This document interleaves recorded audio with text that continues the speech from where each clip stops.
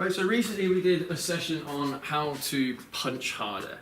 And there's quite a good little video that was done by Nick Drossos, so I'll leave a link in the description down below so you can check out his channel. He's got quite a lot of good stuff. And basically I'm just going to try and expand a little bit on what he does and provide a little bit of a different approach to it. Now, it does depend on what martial art you do. You know, if you do boxing or something like that, then your approach is going to be slightly different. Now, for me, I come from a kickboxing / karate background, so punching technique is going to be a little bit more different, and the same goes to things like Kung Fu. There's one Kung Fu YouTuber that I saw as well on the matter, and he does it slightly differently as well. Now, of course, it all depends on your body type as well. If you're light, then it's going to be more difficult to generate power. If you're a little bit heavier, then you can use more of that weight to add power to the end of the punch. But to be honest, it doesn't matter what kind of weight you are, there are ways that you can increase the power of a punch. Now, in Nick Drossos' video, he was saying about how he twists his knees. He twists his knees at the same time as he's doing a technique. So, for example, if he's doing an elbow strike like this, he'll twist his knee inwards and he throws the strike. Okay. Now, for someone like me, I find that quite difficult to do simply because I like to keep balance whilst I'm doing my techniques.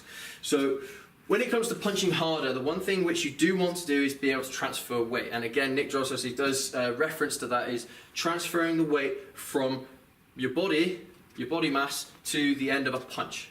Okay. Now, that's probably the most important thing about throwing a punch. So, instead of just punching from the shoulder, all right, you're able to throw your whole body weight into the punch. Now you can see the big difference there. Now, one criticism which I do have with the way how Nick Drossos does it is when you're twisting your knees, you're not able to generate the power from your feet. Now, when I was learning martial arts and when I was learning karate, I was taught that the way how to punch properly is to generate power from your feet upwards. Now, it does especially apply to things like hook punches and uppercuts. So if I'm doing an uppercut, I'm powering up from the floor upwards, and the same thing goes with a hook punch as well. So I dip down and use the power going upwards into the hook punch. Now, the same approach can actually be applied to straight punches, so jabs and crosses. Now, the way how you do that is you need to be able to lean forward. Okay? If you're leaning backwards, then you're never going to be able to do it. But if you lean forward, then you are able to use the power, especially off your front foot, to generate just a little bit of extra power in a punch. Another thing which you do need to try and do as well is find your range. I don't know if you guys watch boxing or MMA or whatever, but a lot of the time you hear the commentators saying things like, oh, the fighter's trying to find their range or something like that. Now, what that basically means is that the fighter is trying to find the distance at which their power output is maximized depending on where their opponent is. So say, for example, if my opponent is here and I throw a jab there, right, then that's not going to do any damage, right? If I stand too close, then I'm just pushing my opponent. I'm not really impacting them. So I've got to stand in just the right place to be able to have maximum power. You do want to have push as well, but if you have too much push, then the impact's just not going to be there. It's like if I just held onto the bag like this and I just pushed it, you're not hurting your opponent, you're just pushing them. Yeah? So there's a slight difference there. So what you need to try and do is you need to try and distribute your weight from one area of the body to the other. Now, what Nick Drossos was saying is that you need to use your hips. So you use your hips to throw a punch. And that makes sense. That makes sense. But if you twist your hips as well as generating power from the floor, so you find you'll be able to generate a lot more force. Now, one thing we should just touch upon, which I think it should be reiterated, is that you're not punching at the target. I know this probably sounds obvious, but you're not actually trying to punch at the target, you're trying to punch through the target. So say, for example, my opponent is here, so the surface is here. So the point of impact, I don't want it to be at the point of impact. The peak power should be here, halfway through the opponent. So basically, in the last extension of your elbow is where your peak power is going to be. And that's where you need to try and range yourself when you're trying to throw powerful punches. Again, this probably sounds obvious, but the more punches you throw when you're training, the better your punches are going to get.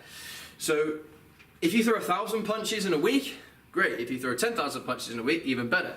I mean, these professionals, they probably throw even more than that, but the more punches you throw, the better you're going to get. So it's like muscle memory and all that kind of stuff. Skills.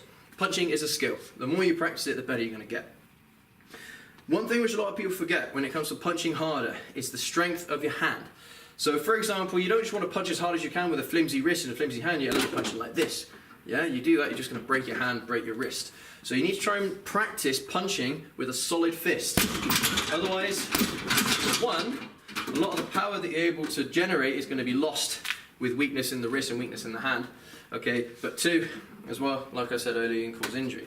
Now, when it comes to street fighting and things like that, not that I recommend you get involved in these street fights, obviously, but for self-defense purposes, we said it before in previous videos, we wouldn't recommend punching, but we do recommend palm heel strikes more so, okay? Yes, depending on the situation, you can get bruising along your hands if you throw a palm heel strike, but still better than breaking your wrist, breaking your hand. So you can use the exact same technique, the exact same method to throw as much power as you can in a palm heel strike, and you find that a lot of people will actually be able to generate more power for a palm heel strike simply because their punches just aren't that great. Now I'm going to see how hard of a comparison between a fist punch and a palm strike. Okay, so let's have a look. Okay, and then palm strike.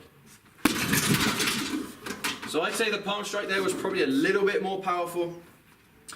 But again, it really does depend on what you're most comfortable with. I mean, if you're involved in things like boxing, kickboxing, competitive combat sports, then yeah, you're going to be practicing a lot of fists, okay, a lot with your fists. If you're doing things like self-defense training, then a lot of it is going to involve palms and elbows, like we mentioned before in other videos.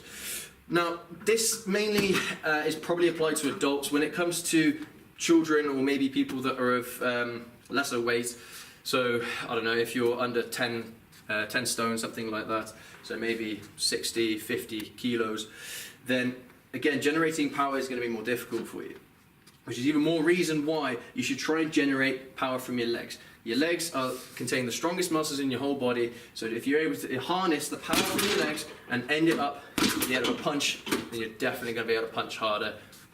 Doesn't matter who you are, if you're able to do that, you'll definitely punch harder.